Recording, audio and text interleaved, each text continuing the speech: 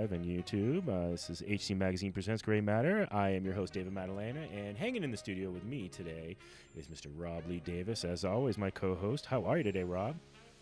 What's going on? I'm good. How are you? I'm doing good, man. I'm doing good. You know, craziness in Colorado aside. How are you today, Rob? What's going on? Yeah. Go. All right. I always forget to mute that right when I turn it on. Welcome, everybody, to another edition of Gray Matter. We're doing some different settings, so if you're on there and you can't hear either me or Rob, please tell us right away so I can fix it. But I think we're good to roll. Yes, let us know. My brain today will be sponsored by Blue Dream from Denrec. Thank you, Denrec. The most awarded dispensary in the THC Championship, which is coming up soon. I've been getting asked about it on a regular basis, everybody. We are getting it figured out in this time of the denouement of COVID, but we still have to... denouement. Oh, yeah, wow, okay. I said denouement. Okay. All right. Yeah, I know, right? But, you know, more and more people I talk to are getting vaccinated. This is when it would normally be taking place, right? This is what? The championships? The championship right now, this time last year, I was scrambling to figure out how the heck or what the heck we were going to do. So this time last year, which is kind of a funny, that could have been our theme this time last year. We were being told we couldn't print a magazine anymore.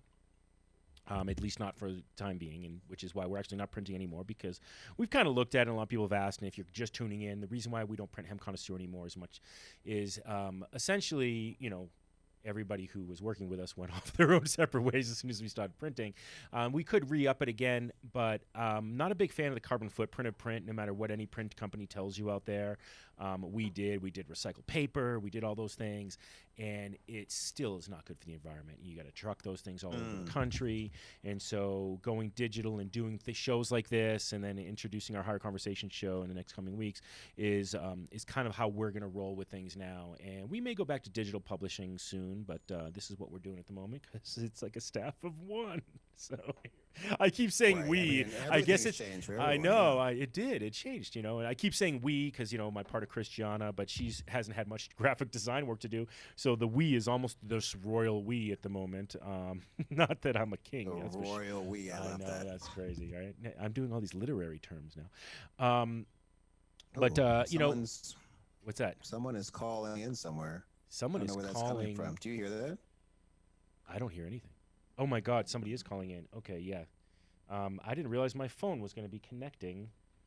I have my phone on silent, which is hilarious. So it's like that's really weird that my phone even connected into. Can't trust them. I know you can't trust it. Can't trust those phone people. That's really weird. Well, thanks for telling me. If my phone rings again, tell me. I don't know how to turn that off. Oh, so you didn't hear it? No, I can't hear it. That's what's really funny. I can't hear it at all. Wow. Weird. Okay. I know. So strange.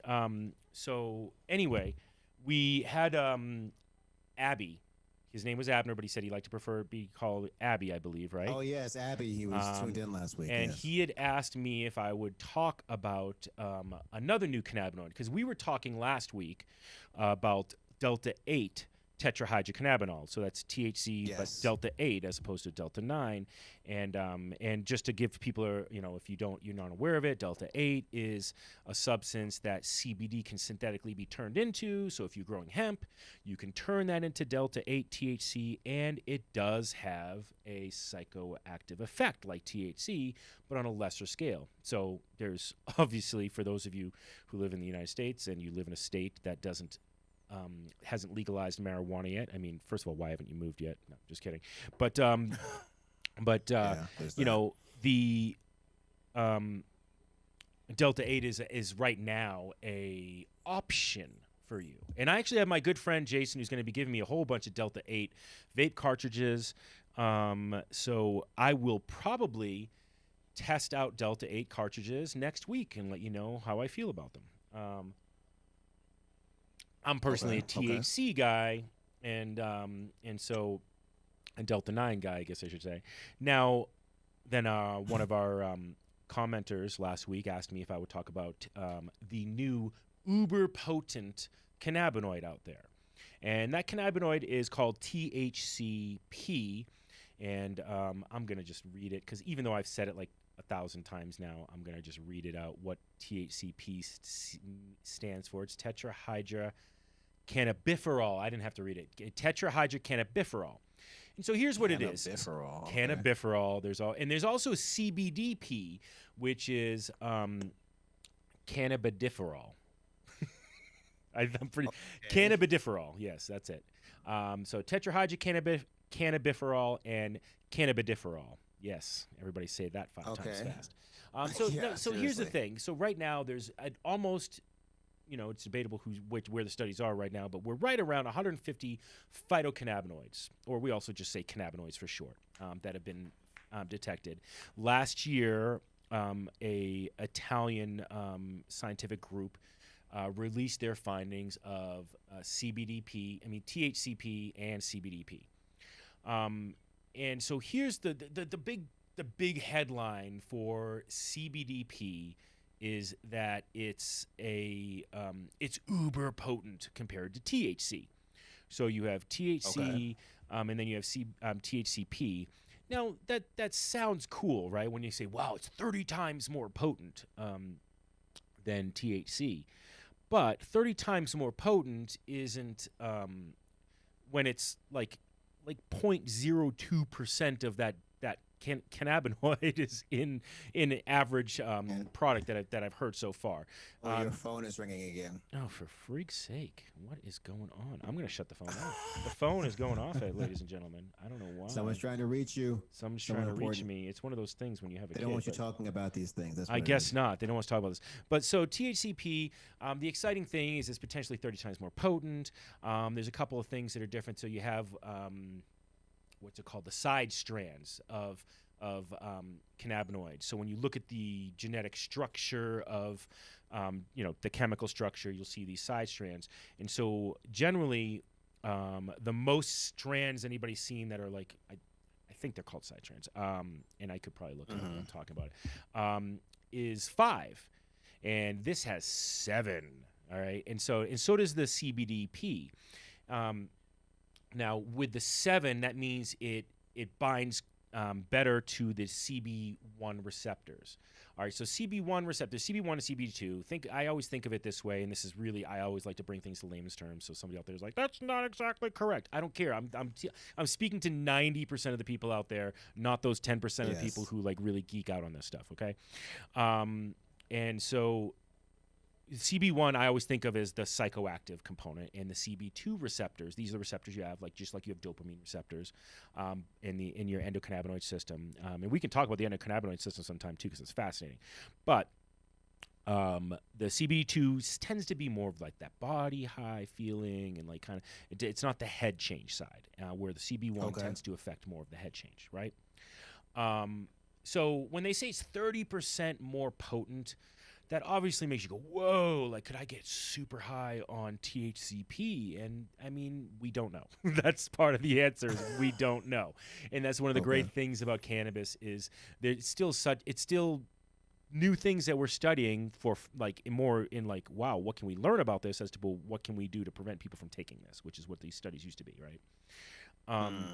When it was called marijuana and weed. Yes. It's still called weed, but you're right. It's like... Yes. So anyway, again, this is all just part of what I would call the entourage effect in the cannabis plant. And what you find is all these cannabinoids work together in a synergistic fashion, and in those cannabinoids then, help make the effect that you get from whatever cannabis strain you're trying. And some people are arguing, well, they're starting to say, well, maybe it's the THC. Everybody latches onto everything. So my thing is, like, look at it. Let's figure it out, but let's go just create some conjecture, and like as if we know what this one study of science has said. And so people out there are saying, well, you can get super high on this, and maybe it'll be amazing, maybe, but that means you're going to have to first of all like isolate it. Which as soon as I say the word isolate, I don't like it, right? Because I'm not a fan of that isolate focus of one cannabinoid personally. I believe the full spectrum. But one of the arguments people say is that's why sometimes you'll have something with 20% THC and this one with 20% THC, and this one gets you really high, but this one doesn't. We think it's the THCP. And it's like, well, you can think that all you want, but you don't know what it's in it because we just discovered this thing, and now we're just starting to learn how to find it, right, in the last year. So maybe it is 30% more effective. It's 30% more effective in the dose if you do like an apples to apples comparison, I believe, of dose to dose, like how much and what that is how much of it is absorbed by your CB1 receptors. Like how receptible is your CB1 receptor to it. And supposedly THCP and your CB1 receptors really get along really well. And so that sounds great. But there is some scientists who are saying, hey, slow your horses down because of the way this binds. It binds more like some synthetic forms of cannabis that have been out there, which can have adverse effects more than the organic form. So if we try to I've known people who have used the synthetic ones, negative effect. And they have negative effects to that, yeah. And so that's part of an issue that is going to have to be addressed is it going to have that effect if you're synthetically taking this out, or can we naturally create those strains that have a propensity to grow more THCP? I'm sure we can, but again, everything I'm saying on that side is still conjecture too, just based on educated guesses, right? So it seems cool, and maybe that's why sometimes you can have a strain that's lower in percentage. Now, I've always come from the standpoint, and I even did this whole long analogy last week, right, that it's terpenes that can really affect how your high is, right? Because I look at the terpenes like they're like, the aromatherapy of the cannabis plant, and terpenes exist in every flower and fragrance and out there, right? But they're very predominant in cannabis and what they can do. And so I made that analogy. If you remember the car analogy where I said, well, THC is like your engine, and then the CBD does a lot of stuff within the engine as well, and it communicates, but you have your leather seats and your interior, and how the radio system works is like your terpenes, right? Well, maybe THCP is a good part of that, and we've done this, speaking of promotion on the THC Championship, one of the things we discovered early on in the THC Championship was that, hey, THC wasn't the end-all be-all. I learned that in the first year because we had testing take a certain amount of, how much THC did you have in your product? We actually graded your product by how much THC it had in it. And I took that away over years. I kept lowering how much that mattered in your score, and now it's not even part of the score. All we care is, has it been tested for safety? That's all we care about. Is it safe? Does it pass the standards? The THC content doesn't make a difference to us, and what we've noticed is it doesn't really make a difference that much to the consumer as well, because the product with the highest THC almost never won, including whatever hash it was, whatever, and you'd think, wow, it has so much THC, it must be that. And then we said, well, no, it's really the terpenes. And then live resin for hash came along, and live resin has way more terpenes and is lower percentage than regular shatter and wax and butter hash like that. And the live resin would beat all of that out consistently, so we had to separate those into new categories. And so as I've done the THC Championship, I've actually learned more from the consumers about what's important than I have from the science. And that's kind of what's more important. I mean, the science is important, don't get me wrong, but really it comes down to what does the consumer want, and so and the same thing goes with wine. I used to laugh about this because I was a bartender for a long time, and there would be these wines that were like $200-$300, and you try it and you'd be like, wow, that's good. And you'd have flavor profiles from sommeliers like, wow, that tastes like barnyard, and you're like, that's a flavor, and I don't know if I want to drink a barnyard. But they would be like, wow, and that's why. Barnyard. Yeah, I don't know. I don't think so. And that's one of the reasons why they were, sometimes you'd look at this wine and be like, well, I'd rather have that $40 bottle of wine that actually just tastes palatable. And so to me, the consumer is really the end-all, be-all in anything when it comes to the cannabis plant. You can say what you want. You can get the testing up the wazoo from the lab, and none of that matters if the consumer doesn't like it. You can think, so... Yeah. At the end of the day? At the end of the day. So that's THCP. And then there is CBDP, and I do want to just touch on CBDP really quickly. Cannabidiferol. Yeah, I said it right. So cannabidiferol, and what they found is it's similar in like the percentages as THCP, but it doesn't seem to have the same effect because generally CBD needs a higher dosage than THC anyway. Like I can take 1,000 milligrams of CBD. I don't know if I want to take 1,000 milligrams of THC on a regular basis, unless, like I said, I think last week or the week before, unless I'm trying to kill cancer or something like, or if I have a really debilitating condition where I need a lot of THC. But if you're just doing it for like, you're getting old and you need some chronic pain or whatever management, you want a head change, you don't need 1,000 milligrams. And so, but CBD, CBD does not bind to the CB1 and CB2 receptors like THC does. It does, but it doesn't bind as much, and so you need a higher dosage of it to have a better effect. So I don't know if they're going to see much on the CBDP side of things for a while. I know THCP is going to be a big deal for a bit, and I don't know. We'll see. It's one of those things, and if Abe is out there watching this, it's cool and it's exciting, but it's not as exciting as like the clickbait of the headlines is right now. Okay, clickbait. Yes, it really is. I mean, it's great. It's a new cannabinoid. Like I said, 150 cannabinoids. Now we've only talked about, like, generally speaking, you only hear about like 8 of them, and that's even more than most people could name. And we don't need to get into all those. We could we could do a cannabinoid a week if you guys wanted to, but. Yeah, so that's THCP, and yeah, it's we're in a like holding pattern. Let's see, but I'm very interested in seeing what testing labs are doing with that, and if they start on the spectrometer, start pulling out how much THCP and start listing that in there. But it's such a small percentage, which is one of the reasons why it hadn't been really discovered. It's like 0.02%, which means there's less THCP in a regular marijuana plant than there is in a THC in a hemp plant. So if that gives you anybody some kind of reference out there, oh wow, there's not a lot of it in there. Okay, but still really intriguing.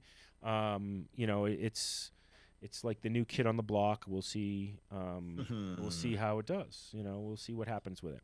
But yeah, it's intriguing. And if you guys have any other questions about different cannabinoids, you want us to focus on them, happy to do that. But that's kind of where we are. One more note: NOCO Hemp Expo, the largest hemp expo in the country, is back. Starting. That mean Northern Colorado or something? It does, but it's really now just the Hemp Expo. But it's NOCO Hemp Expo. Okay. Morris Beagle, who is the founder of it, he's from the Northern Colorado. It used to take place in Loveland, which is Northern Colorado, and it just got bigger and became really the only Hemp Expo for a while. So, but he kept the name, and I appreciate that. So it's NOCO Hemp Expo. Okay. And so that will be at the United States Western Complex in Denver, Colorado. They actually have conferences tomorrow. Tickets are most likely sold out, but you can go to nocohempexpo.com and you'll be able to find it, guys, out there. Tickets are going fast, and they have the B2B Expo is on Friday, and the B2C, the Consumer Expo, is on Saturday. So I will be running around with a camera, potentially live streaming on Instagram for everybody while I'm doing that. I usually have a booth, and it's a cool booth. We do lounge setting, and everybody comes and hangs out at our lounge, and business gets done, and blah, blah, blah, blah, blah. But yeah, I mean, personally, I'm not actually feeling going to an expo this weekend. But it is there, and this is the time, and I'm gonna go, and we're all gonna be masked up, and it's what it is, man. This is the time that NOCO Hemp Expo always happens, and so it did suck for him last year because right before it happened, it was like, oh, you had this expo with about almost 10,000 people who were gonna show up, and now nobody can go. So, I'm glad to see that NOCO is getting back up on their feet, and their first expo is getting under their belt. It'll make me feel better. Hopefully this fall we'll have a nice big awards party for the THC championship. So, so that's a little bit something to look forward to. Something to look forward to.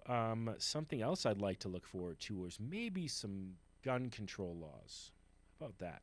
Oh my God! Did you like that? I knew that was where you wanted to go today, so that was my. That was my really not so not so subtle segue, and nice. I'm gonna gather my thoughts while you take an intro into this one. Well, I mean, you're out there. You're in Colorado right now, which has had more than its share of these sort of mass shooting phenomena. Not that I by any means, blame Colorado or think Colorado is the worst. Well, It's just there have happened to be quite a few. it is interesting, right? I don't. I wish I could say I understand the psyche of Colorado, and why it's going where it goes. I mean, it's an interesting state here, right? Colorado is all about freedom. We're about freedom for cannabis. We're about freedom for a lot of things. We're about states' rights. I think there's a lot of things. We're about freedom of voting. There's a lot of things that we do really well here in Colorado. And one thing that we do well that we shouldn't do well is mass shootings. And I don't mean that like that. I'm sorry. Somebody will take that wrong. I just mean one thing that we seem to have now is, over the years, and we're the first famous mass shooting, Columbine, of course. And then, of course, you have the Aurora Batman Returns shooting. And then there was a Walmart shooting, wasn't there? I feel like a couple of was it last year? It was recently. I think at one of the, I feel like it was at a big box store. Maybe it was a Walmart. Maybe, but now we have King Supers, and I go to King Supers. I mean, that's just one of our grocery stores out here. But this is in Boulder, and it's odd because Boulder is literally like the most liberal town in Colorado. In a way, it's like they're almost more liberal than Denver in some ways, but like I believe that like liberal and conservatism is a circle, right? I believe like you start in the center at the top at 12 o'clock, right? And you can go left, or I'm going right for you, so you can go right or you can go left. But you can keep going in your direction till you friggin' meet in a weird other center where some liberals can go too crazy and then they start dictating how to live your life as well. Right? And then you have conservatives who say they're all about freedom, but then they get to a point where they're trying to dictate your life in certain things too. And it comes down to we just want you to do exactly what we want you to do. And we just want you to do liberal life, and we want you to do conservative life. And so you have this weird thing in Boulder where sometimes Boulder is overregulated. Like I think a lot of things in California are overregulated. One thing that I didn't think was overregulated was this assault rifle ban that they did in Boulder, and then it got repealed and taken away just days before the shooting. There's no need. We were saying this right before we started. We were. There is no need. I'm sorry, but there's no need for an average everyday person to own a weapon of war in their home. None. And you mean an assault rifle? But then people are going to argue that, well, but he didn't really have it. It was an AR-15 like, which means that they were able to, to fit a, what is it? Is it called a bump stock? Aren't bump stocks now illegal, or do they still have those? I don't know. It might be. I think it's a state law. I think it's state by state. At one point, have been illegal with certain guns that are now not. Yeah. Well, I know preppers. I know people who are always like thinking the world's gonna end on their watch. Right. I have friends who are, right. I mean, and they don't like anybody in the government. They might have liked Trump because he's chaos, and they're more of like they're like we can live in chaos, but they didn't like love him as a human being either. But like and then there's some that do, of course. But I think there's a belief by a lot of people that and that I'd rather have it and not need it. I get that statement, I do, but and then need it and not have it, but. If you need an assault rifle, yes, you're already done. Like, all you're going to do is, and that's the thing people need to think about. What are you really going to do with that assault rifle? All right? The zombie apocalypse isn't coming. All right? That's the only time I can think of for preppers' brains where I'm like, well, if the zombies come, I'm prepared. And it's like, because really... There's no justification. There's no justification. Because, again, if you need an assault rifle for defense, you're done.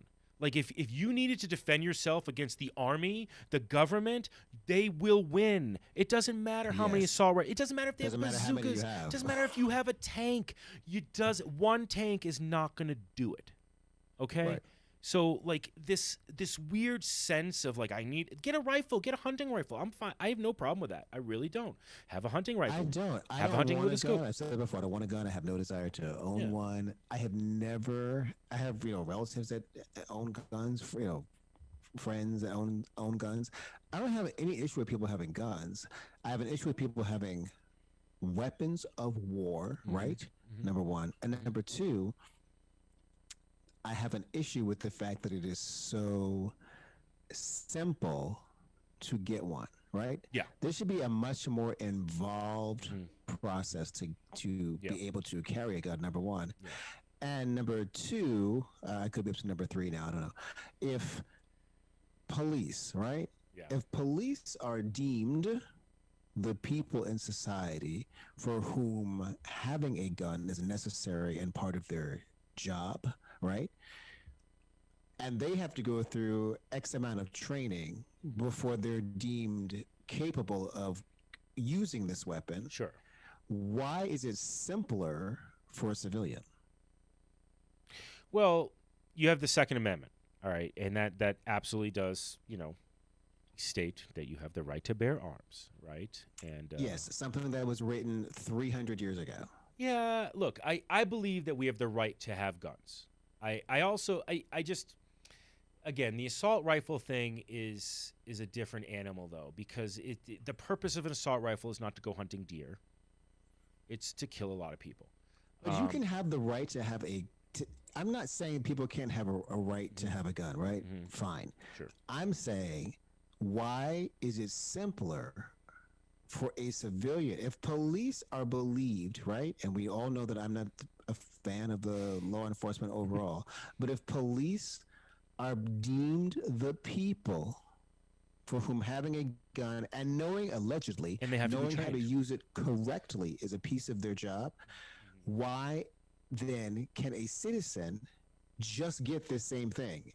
If the police have to go through training to be able to use it effectively, safely, how come we have to go through less to get one?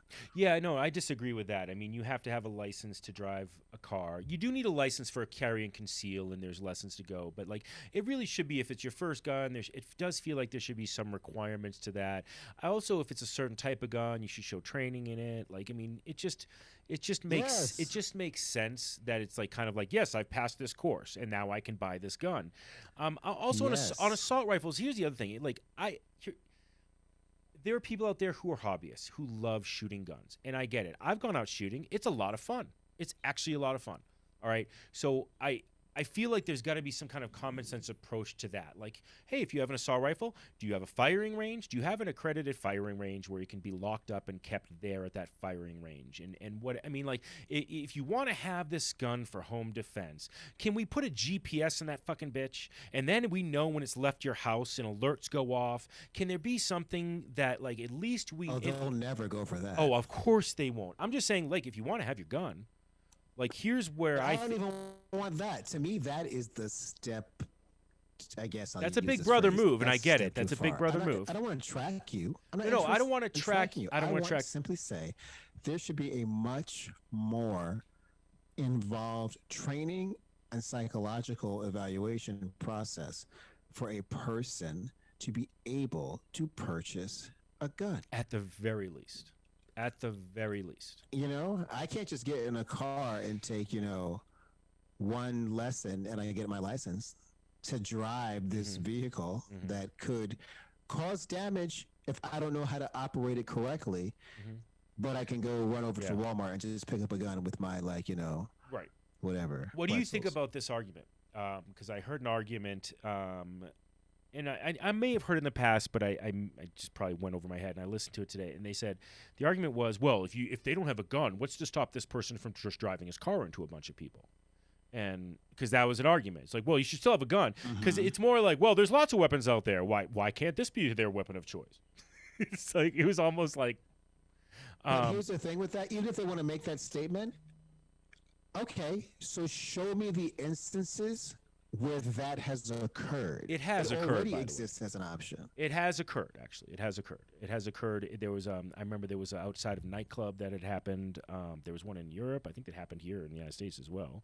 It happened at Charlottesville, where the dude... Yes. Are there instances where people have driven a car into a crowd 100%? But on the scale of people, it's there's something about guns, which I think for large numbers of people, right? Not everyone, but for large numbers of men, it's their penis.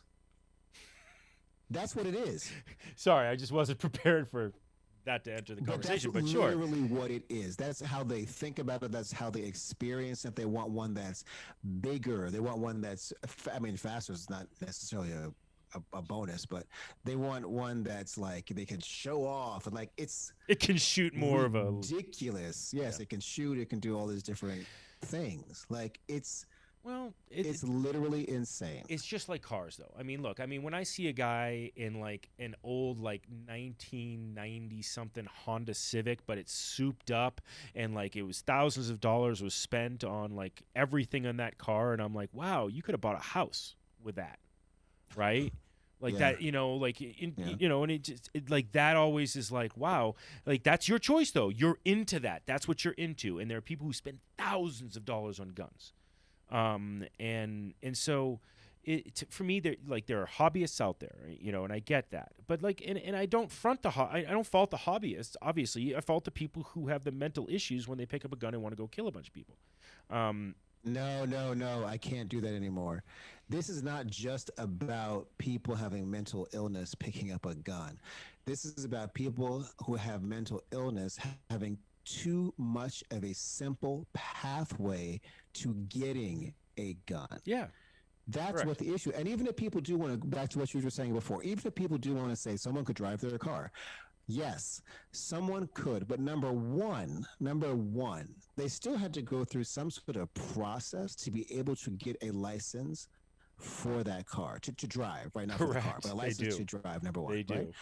Well, And two, they could get if behind a you- car and steal if one, though. you But- do drive a yes. car into someone, Yes. right? You will lose your license, and it's pretty much an accepted thing, right? Well, that person shouldn't be driving anymore. But then you'll have people, if someone shoots someone, like, well, but they should still have their right to their gun, though. Oh, I love that can't take argument. that So away. Dick Cheney, when he shot his friend, should never have been allowed to shoot a gun again.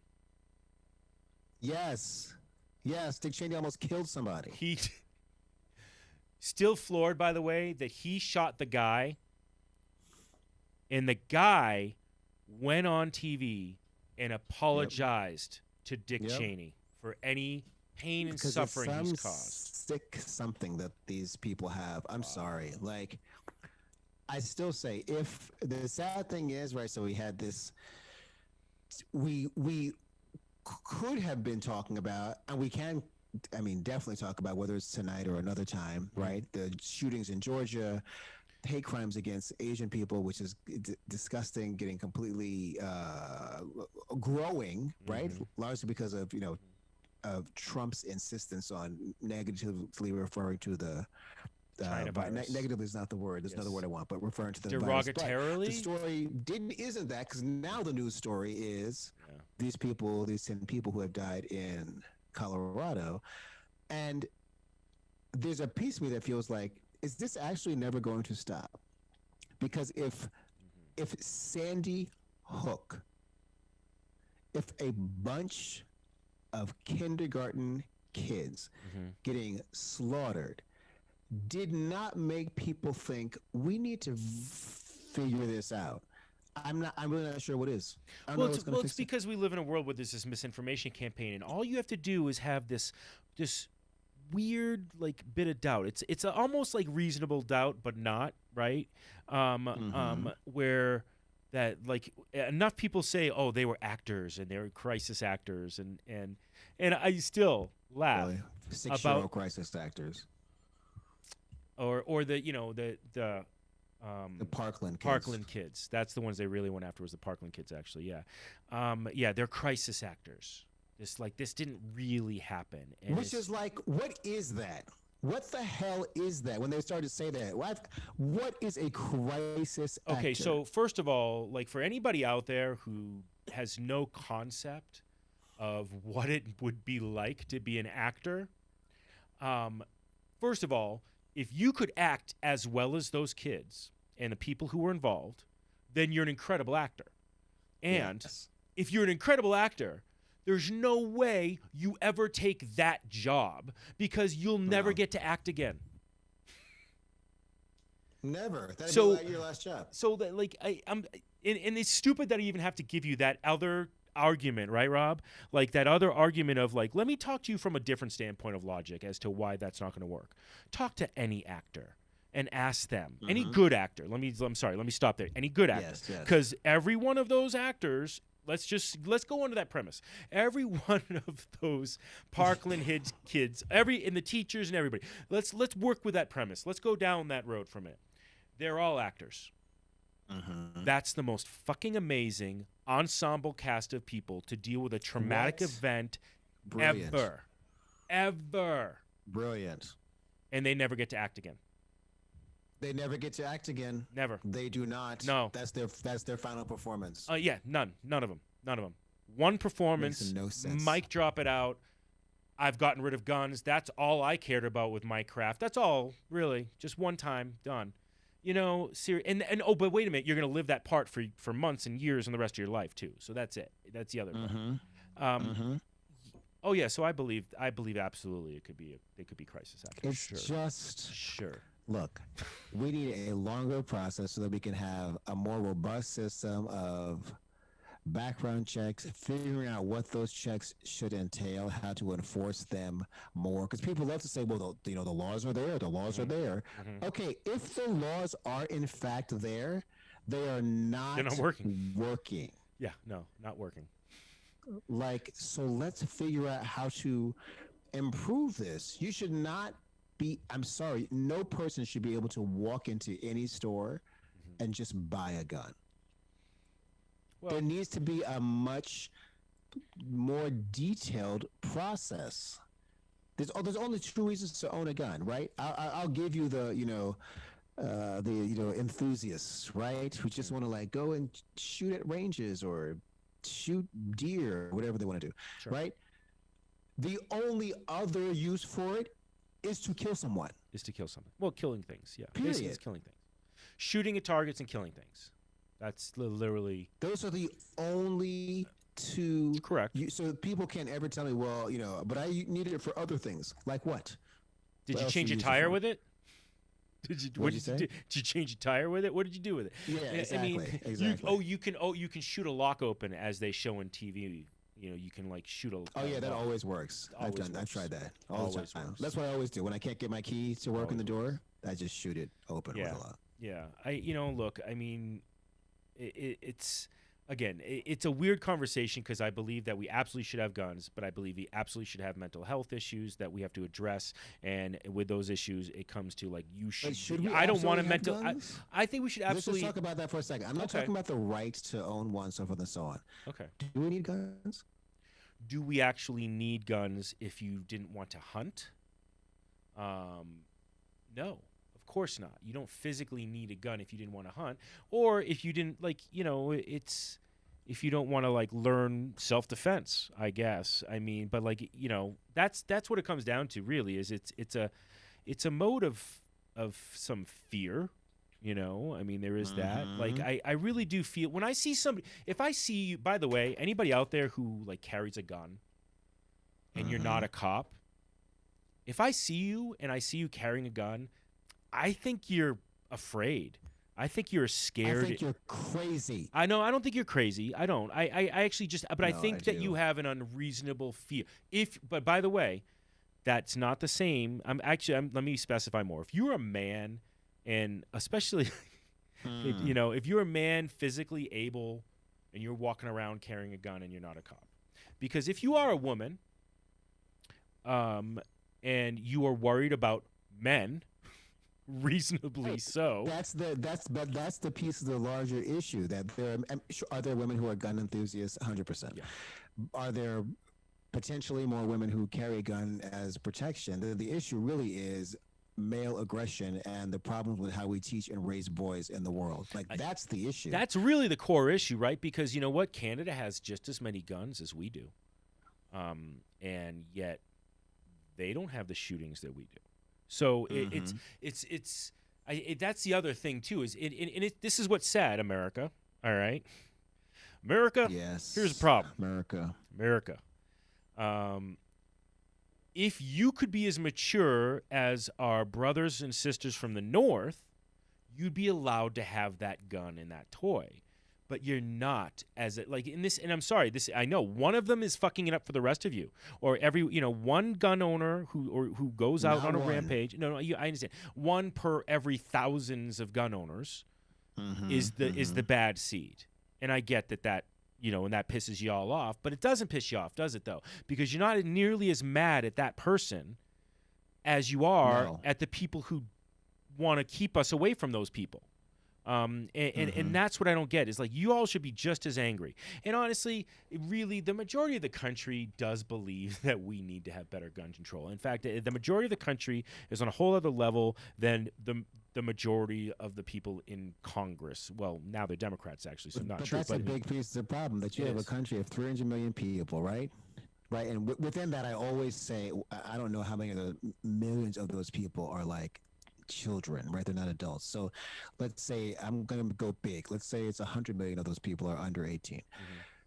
200 million people, adults, tax-paying citizens, if they believe in paying taxes, who are controlled by 435 people. Yeah. Well, that's representative democracy. The problem. No, it is the problem because they're really not even being controlled by that because those 430 people are probably being controlled by like 40 or 50. Yeah, exactly. You could go down to 3, but I mean, it's like really, it's like there's and that's the crux of it. I mean, really, if you want to get to the core of any issue, to me, it's always going to be campaign finance. It's going to always come down to how our people are elected. Right, and it is indicative as to what's going on right now, where they're trying to block people from being able to vote when everybody should have it. It should just be as easy as possible to vote. I'm not sure why that has to be an argument. The fraud is small; it's absolutely small on such a minuscule level that it doesn't affect an election. And even if it did, it's not about fraud. It's not about fraud. Well, that's the fear that they create. Various populations of people. Yeah. To vote. Yeah, no, and that's what it really is. It's come down to it and admit it that you are not the majority and you want to cheat.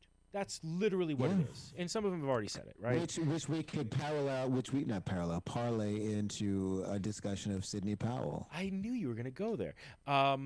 So for those of you out there who don't know who Sidney Powell is or what that conversation is out there, she was the attorney who kind of represented Trump, but didn't, and she was out there on the lawsuits, spouting out fraud and going after Dominion voting machines, and then Dominion is now suing her, which I love what Dominion did. And by the way, everybody needs to realize that, like, if you go after somebody with fraud, they will sue. They will sue your ass for a lot of money, and so. I actually love that that's what they're doing, right? And so Sidney Powell's out there saying that there's election fraud, and maybe it wasn't Dominion, it was something else. I think Dominion's going after Giuliani, but it was the voting machines and blah blah blah blah. And her attorneys, right?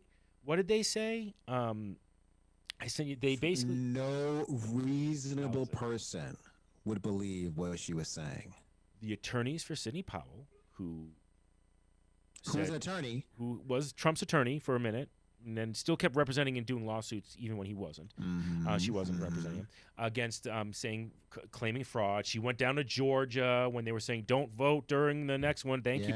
She helped us out, by the way. Thanks for that. To Georgia. But yeah, she went down there and tried to stop. At first, her and another dude tried to stop people from voting in the for the Senate for the recall election or whatever you call it.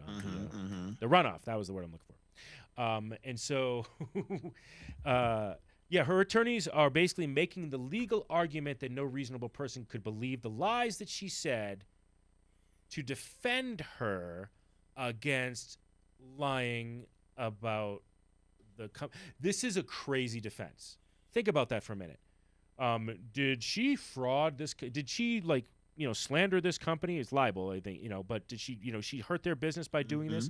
Well, she did it in such a huge way, is what their argument is, that it was so fraudulent what she said that nobody would believe it, so it wasn't fraudulent. Or it wasn't libel. That's the word. Why has she not already, this very moment, been disbarred? I believe that happens to come next. There has to be a hearing on that if she hasn't already. And sometimes like they have the bar in certain states, and some states will start debarring like debarring her already. So it's probably coming. But maybe they wait. Like, Maybe they're waiting till this trial finally comes to an end. But that seems crazy. They could debar her. yes, she's a lawyer who is acknowledging that she openly lied in court. Now, do lawyers manipulate the truth for their clients? 100%. That's what lawyers do. This is on a scale of she's claiming fraud across the entirety of this country, that an election national was implications. stolen, Absolutely. and it's causing mayhem. It led to an insurrection where people died, and now she's saying, "Oh well, you know, who would believe me?" Yeah, I don't understand that, because I believe they could just like the bar association could just vote and disbar her. But I'm not sure. I'm not clear on that because I'm not an attorney, so I don't know. But maybe they're just waiting. Maybe I'm not sure. Honestly, I don't know. She should be disbarred. But what I find is interesting is how quietly all of these fraudulent things that are being discredited, but they're doing. But the thing you got to understand is, like, it's not like Fox News is going to talk about it. It's not like there's half of the country is not going to hear any of this. There, you know, and so then, and you know, so if I talk to somebody who doesn't like pay attention to like regular news, and I don't even mean like left leaning news, just regular news, then if they're just not going to believe it. They're like, whatever. Well, Fox News, by the way, I was thinking about this the other day. They are, I mean, people know this already, but they're not a news program, right? They distance themselves from the media. They keep talking about the media, right? Meanwhile, they work for one of the biggest media empires there is. So I never quite understand how they can frame that they're not part of the media when you work for a media empire. But they are 100% an opinion channel. Right? They're not news. Well, they're a news segment. Independent channel. Although what's his face does attempt to do, even though he still drives me crazy. I think his name is Brett something. Hume. He attempts to. Yeah. Is it Brett? I think his name is Brett. Hume. Yeah. I know who you're talking about. But the Fox Opinion Channel, right? FOC, the Fockers. That's what they are for me now. That's my new name for them. And I watch it, I'm like, you will go out of your way to avoid talking about reality. Well, can I tell you, do you have this experience do you have an iPhone, by the way? No, I'm an Android. I don't know how. I just know how my Apple News feed comes in, and I check every kind of news source. So I'm kind of. I mean, obviously, it probably leans a lot more towards fact-based journalism, because there's actually more of that out there. If you really know. But I still get alerts from Fox News and stuff like that. And one of the things I've noticed is there's a lot of times, and this is crazy to me, that this Do you get Fox alerts? Do you get alerts on from Fox News sometimes? No. Okay. They're in my rotation. I watch them to see what they're saying, but I don't get alerts from them. And sometimes it's maybe I go into one of their articles to see what they're, from their headlines, see what are they saying about their shit, and then I see something at the bottom, and I often see, and somebody please confirm this if they see this as well, a lot of reports of violent men being, and they're black men. It's always a picture of a black man. And that there's been a violent act, and it's a black man, and I see that quite often, honestly. I'm not saying I don't see white alerts out there, but it's definitely skewed. White alerts. You know what I mean? Yeah. Like this, but it's usually like news like this, or the other news like that's big like this, and like on the regular, it's images of black men. And whatever violent act that man committed, because there are violent people on everywhere, right? But what I find is the focus is really interesting to me, and see, that's when it's like, God, that's subliminal almost, how that's happening to people who. They're not even trying to be subliminal, though. That's just not. Yes. There was a time where there was a thing that was subliminal, but they are just very overt. I don't. They don't even try to. All of them, the Tucker Carlsons, Laura Ingrams, all of these. There's no Sean Hannity. It's just overt bigotry, overt It is. what's the word I'm looking for? Misconstruing statements, right? History.